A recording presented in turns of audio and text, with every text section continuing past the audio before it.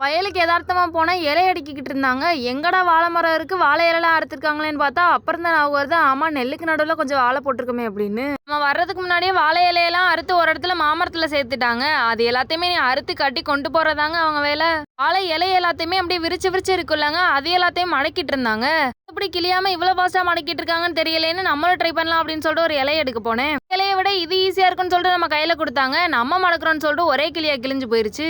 இருக்க இலையே இப்படி கிழிச்சிட்டு இருக்கோமே, கஷ்டமா இருக்கிறது எப்படி பண்ண போறோம் அப்படின்னு சொல்லிட்டு இன்னொரு இலையை எடுத்து பையன் மடக்கி பார்த்ததுல ஏதோ வெற்றிகரமா மடக்கிட்டேங்க. வாழை இலை எல்லாத்தையும் மொத்தமா அறுத்து ஒரு இடத்துல சேர்த்துட்டு அதுக்கப்புறம் தான் அதை கட்டு போட்டு கட்டுவாங்க போல. அதுக்கு எல்லாத்துக்கும் வாழை நார்லாம் ரெடி பண்ணி வச்சிருந்தாங்க.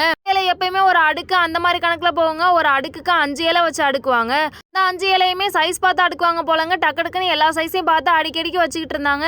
காலமா வாழை விவசாயம் பண்ணிட்டு இருக்கோம். ஆனா இப்பதான் தெரியுது வாழை இலைக்கே இவ்வளவு வேலை இருக்கு அப்படின்ட்டு.